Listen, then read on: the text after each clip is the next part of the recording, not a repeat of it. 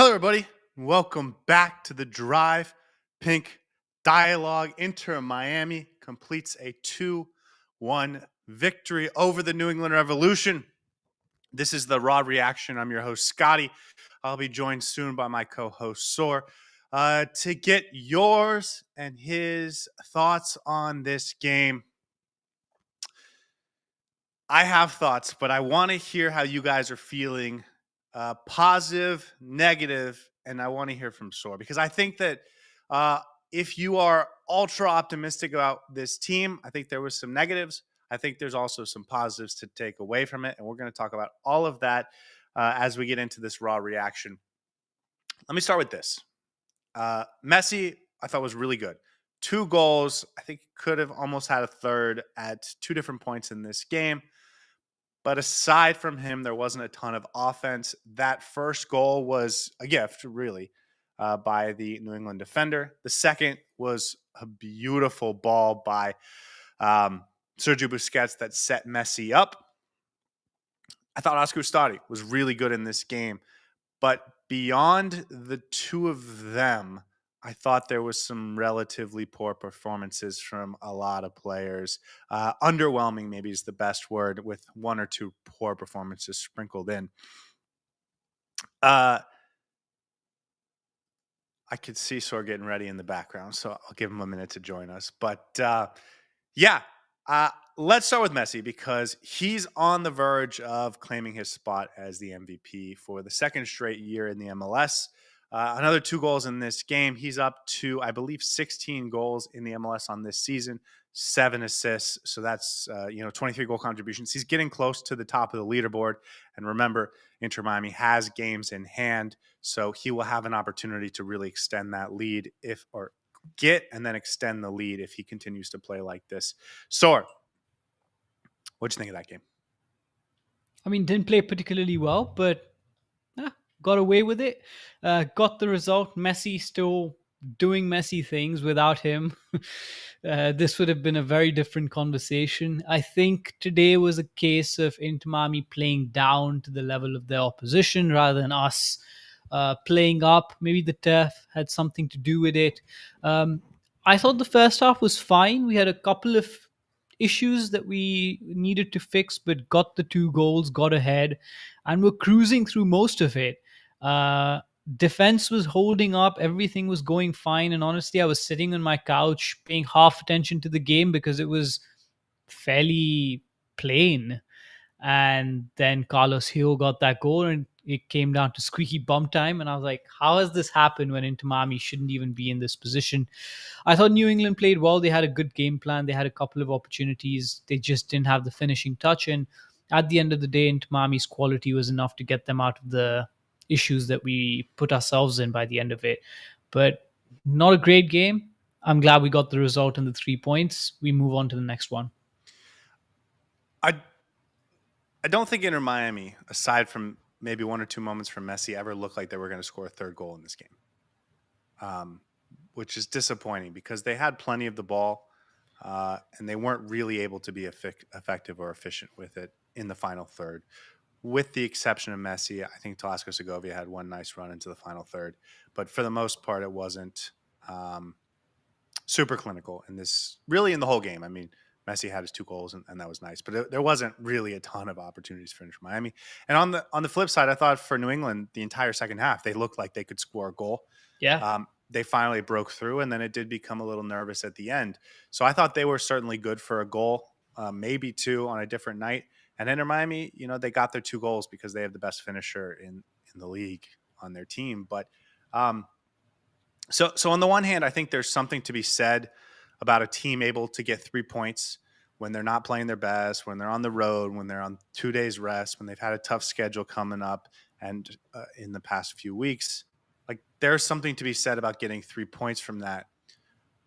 But on the other hand, I feel like a lot of times early in this season, they had performances similar to this, and we praised them for winning. And we didn't really sort of dig deep on the flaws, and those flaws caught up to them, and it became poor. So I guess my response to this is I'm happy we got 3 points.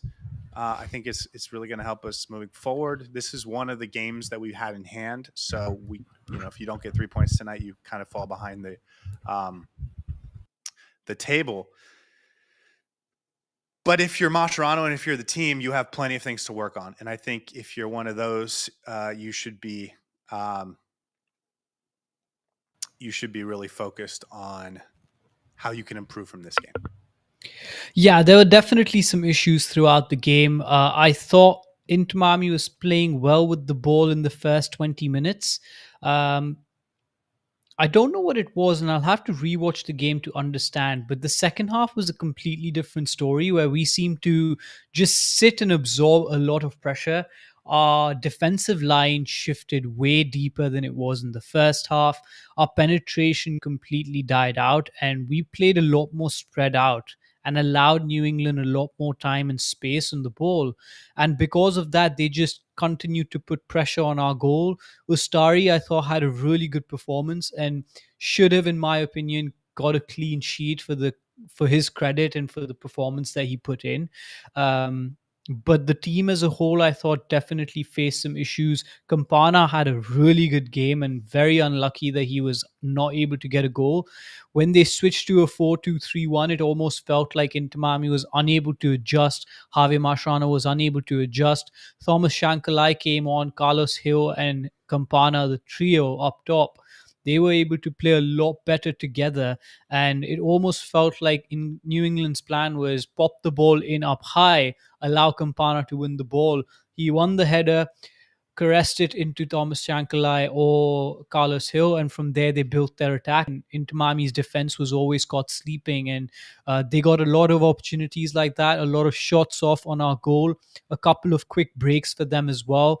I think the spacing was an issue. The lethargy in the second half was the issue. I thought Suarez was awful again, gave the ball away, did not hold the ball well at all, and yeah, there's a lot of individual performances that I can pick as well, but thank God for Messi because he was the only one who felt like was dangerous in the final third.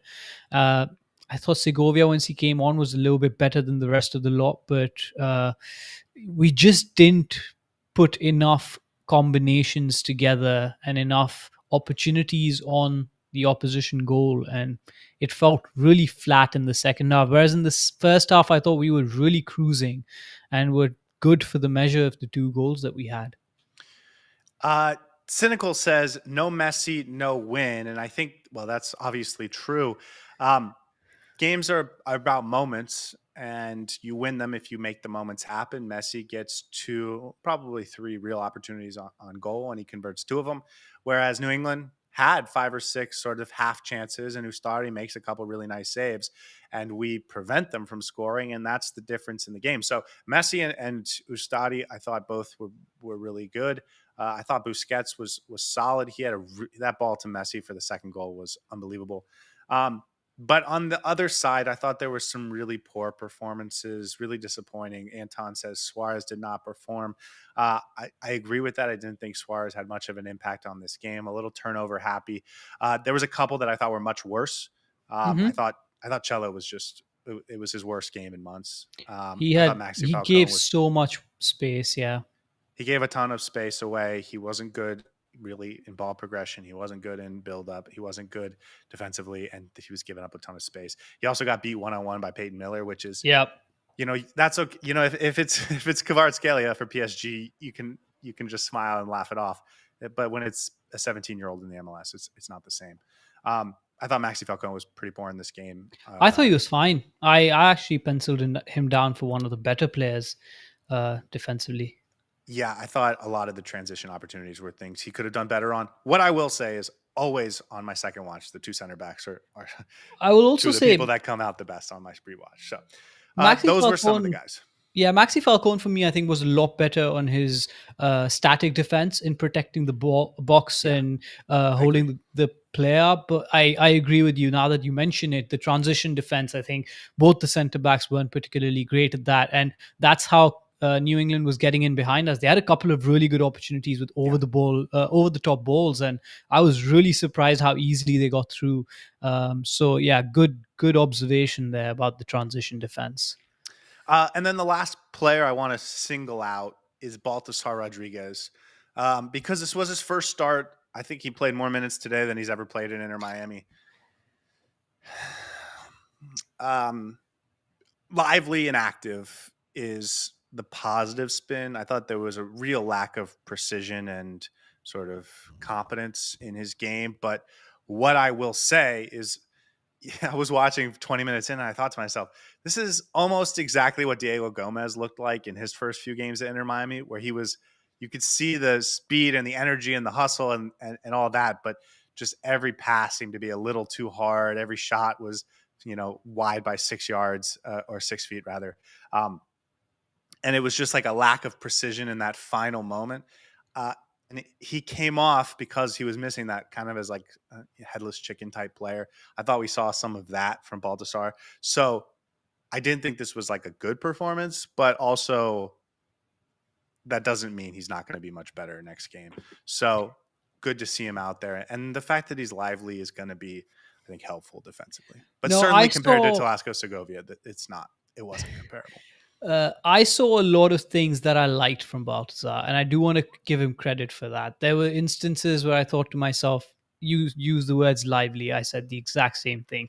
Bright, lively, seemed like he was taking initiative, wanted the ball, had some good moments defensively as well.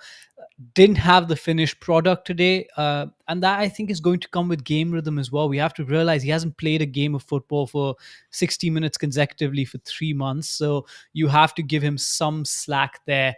I think it's going to come with time. He has the intuition, his understanding of the game seems there.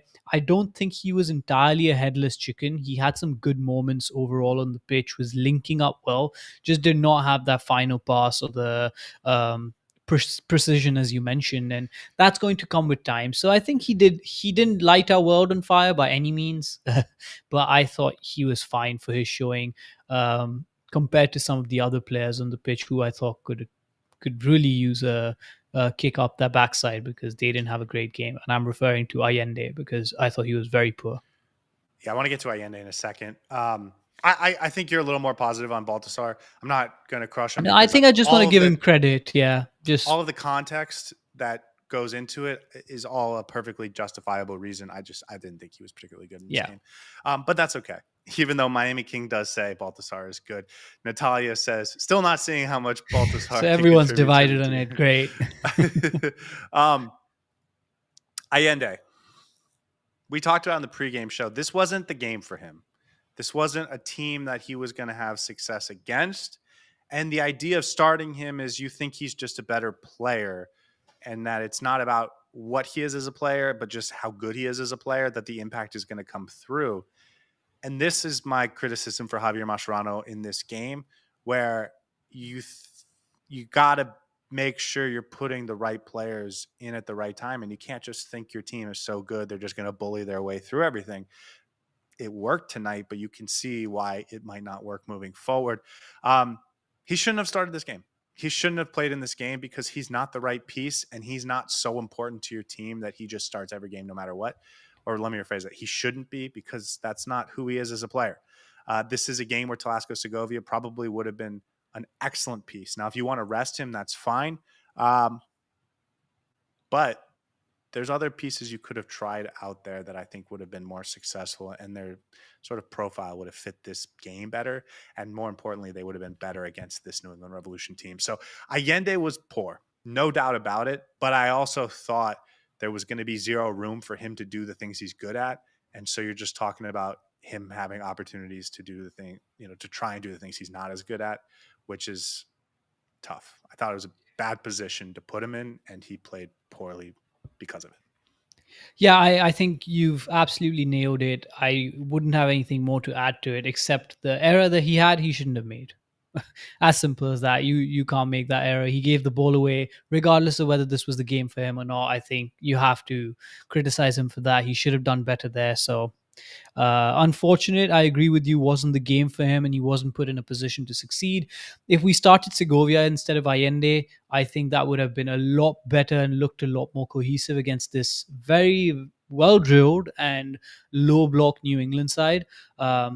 So I can almost forgive Allende for that, but I still think the goal that we conceded was 90% his fault more than anything else. Um, Great shot by Carlos Hill, but still.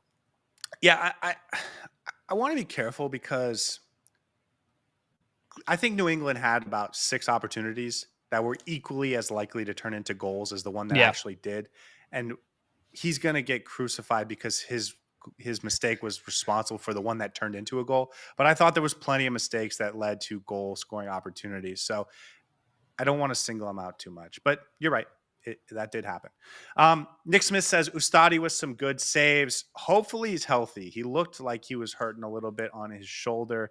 Um, but I thought he had a really good game. Him and Messi were for me the two best.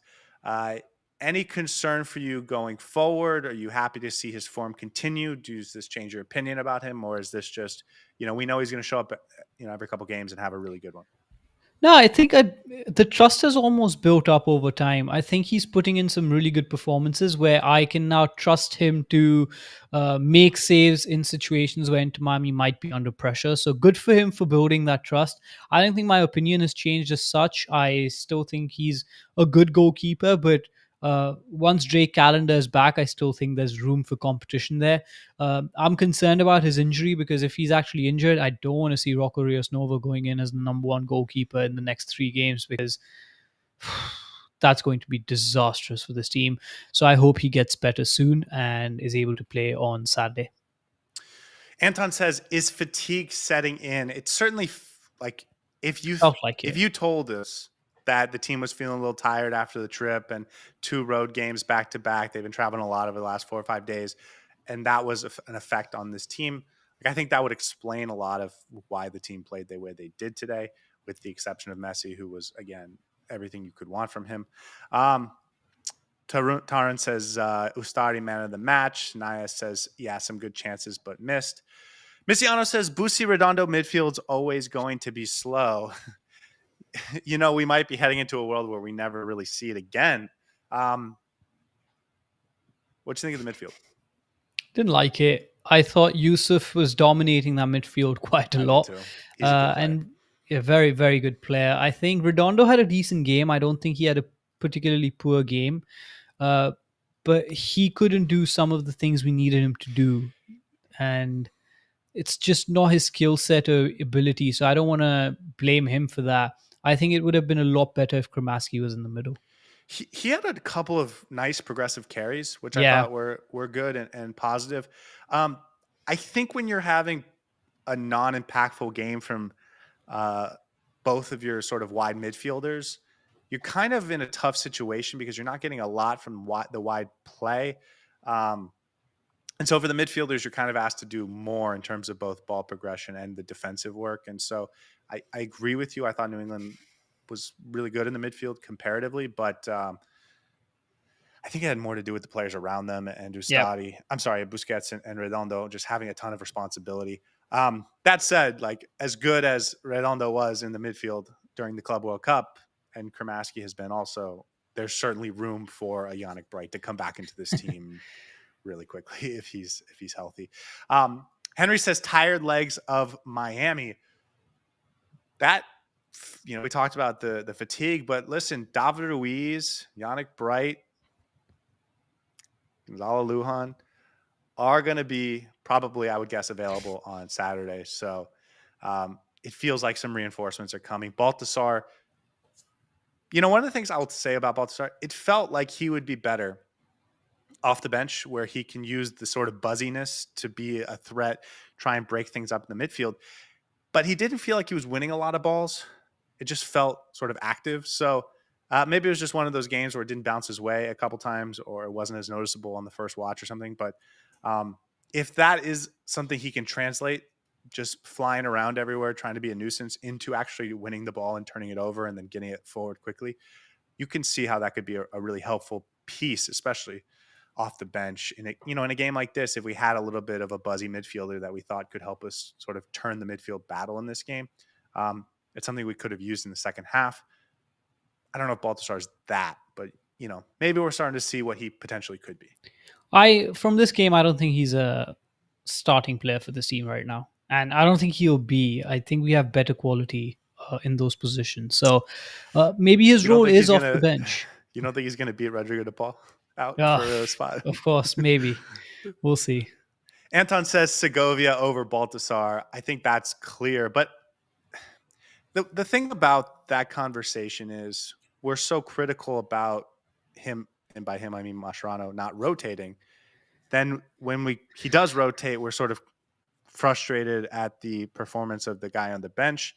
So I want to be very careful about that. Like Baltasar was I fine for a player that hasn't played a lot. And if he can provide you 60, 70 minutes every third game, like I do think that would be really helpful. And so I think it was fine, if I'm being honest. I will say I thought Baltazar had some good moments, some fine moments, nothing to write home about, but doesn't deserve the comparison at least right now. He's only had one game for Inter Miami. With regards to your point about Javier Mascherano rotating, I think he should have done it the opposite way. Take Allende off and put Baltazar in, and Segovia and Baltazar should have started that game, and maybe it would have been a slightly more dynamic front three, and that I think would have been a better use of the rotation than having Allende and Baltazar together. Yeah, that right side was just really bad in this game. Allende and Cello. Um, Frustrating. Tunde says Campana had a really good game today. Thoughts on Campana? He didn't get a goal, but he did force a couple nice saves out of Ustadi. A couple of those are why we're giving Ustadi so much praise in this post-game recap or raw reaction. It just reminds you that like there is a silkiness to his game, and not everyone on the current team has that. And even if he's not having the super impactful moments, it's the minute to minute he can press. He has a little bit of a trickiness to get out of situations. He makes some runs that kind of open up things for his teammates that you just don't always see from all of our attacking players. So I thought He he was had a the nice bet. game. He was the better number 9 on the pitch today. Yeah, I mean, that's yeah, that's fair to say, right? definitely. He was better than Suarez. I think he had 3 key passes, and the advanced stats actually really liked what he was doing on the pitch. And even the eye test suggests he was having a fantastic game, as I mentioned earlier. It was very unlucky that he wasn't able to get a goal, but more so than just getting in front of goal and being goal threatening, he was doing a lot of good things for the players around him. And he was holding the ball up. He was putting himself in dangerous positions, making runs, pressing. So I thought he was really, really good. He had a really good game. And honestly, Inter Miami could still use a player like Campana on their team because we are lacking that sense of dynamism up top. And Campana really brought it today.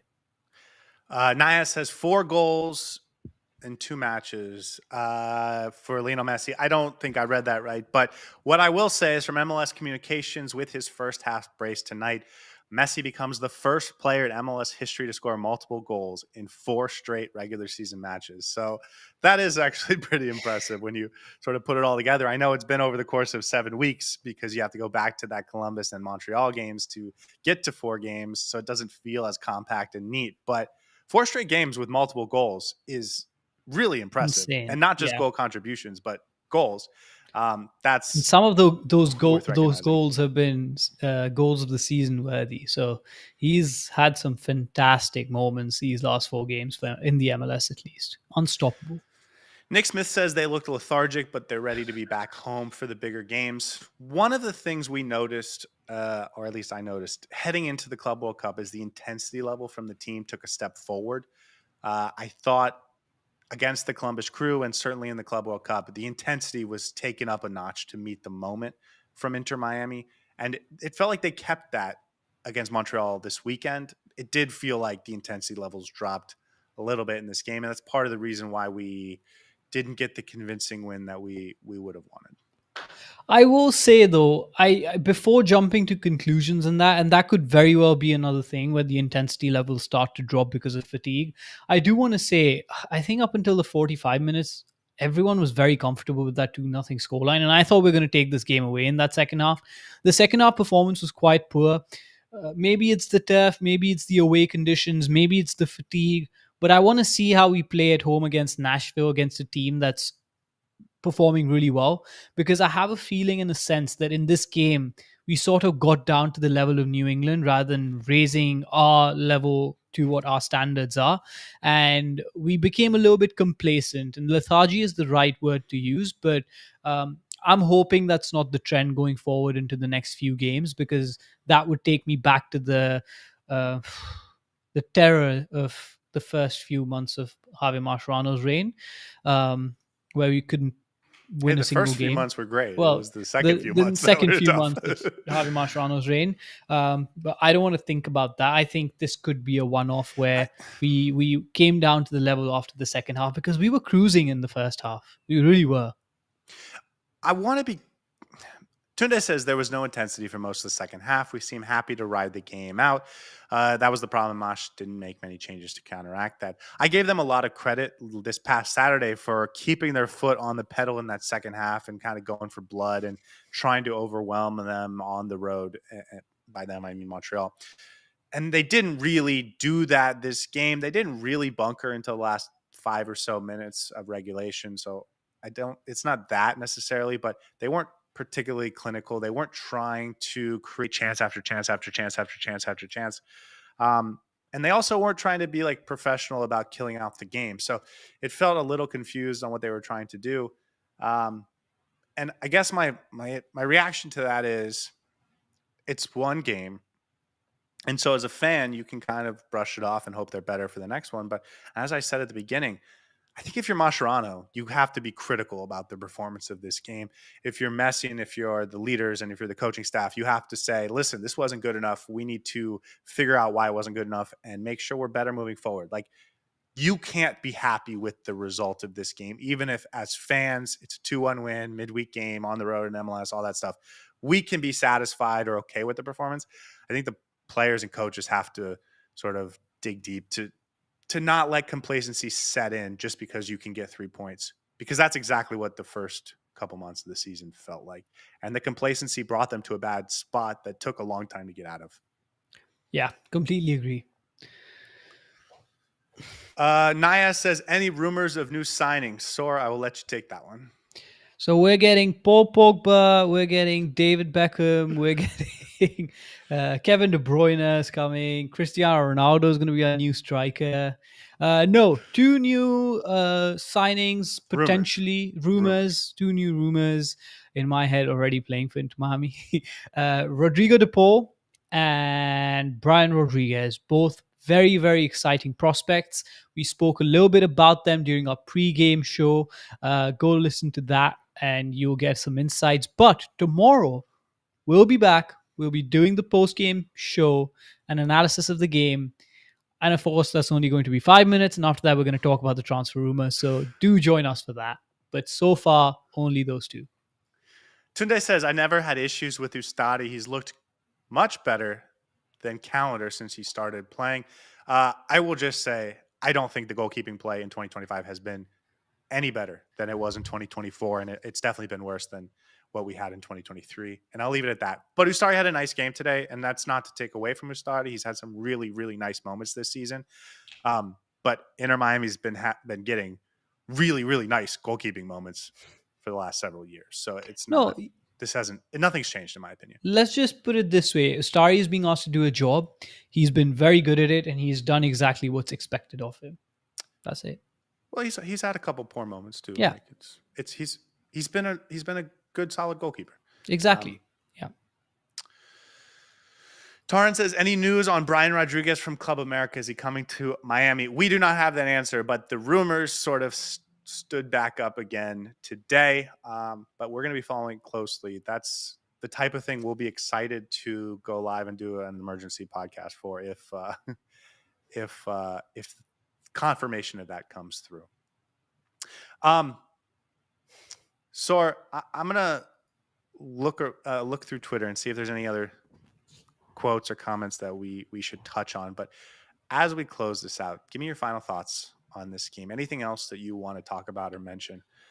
Maybe the bench play. David Martinez comes in to help seal the game out in the 87th minute. That might be the last time we see him at Inter Miami. So, I don't know. Anything else on your mind for this game?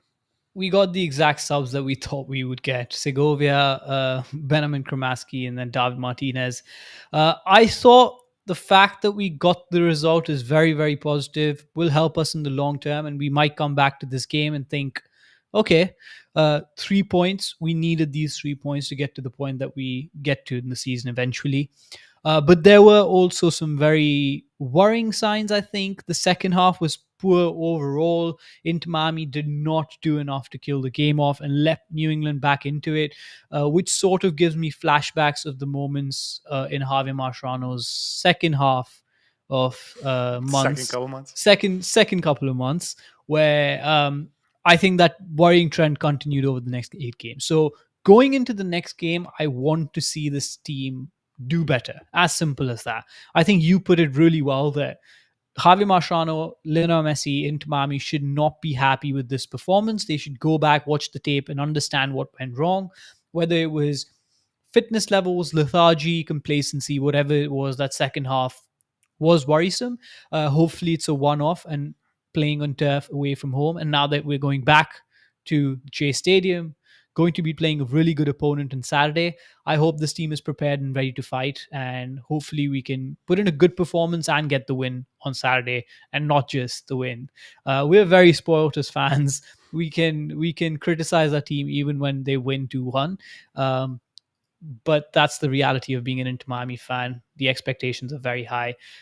Great result, not so great performance. On to the next one. Tunde says, all in all, no Obando again today. And just to mention it, and Mistiano says it in the chat, Obando has been training separately this week, so he might have picked up something small, but there is a chance he wasn't actually available today. He was on the bench, but we don't know for sure. I'm not sure that would have changed anything in terms of him getting minutes on the pitch, but it is what it is. And then Nick Smith says, no injuries and 3 points, mission complete. I think that's a fair way to finish this very good game. way to look at it. Okay, guys, here's the deal. We will be back tomorrow night to break down this game. We'll have a chance to rewatch it. Maybe I'll feel differently about Maxi Falcone by that point. But whether I do or not, we'll break down the big moments. We'll give out some awards, all that good stuff.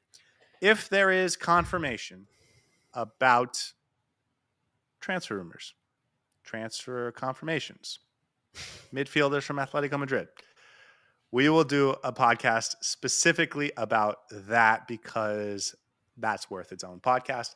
But whether that comes tomorrow, Friday, or Saturday, or Sunday, or Monday, we'll be ready for that when it comes.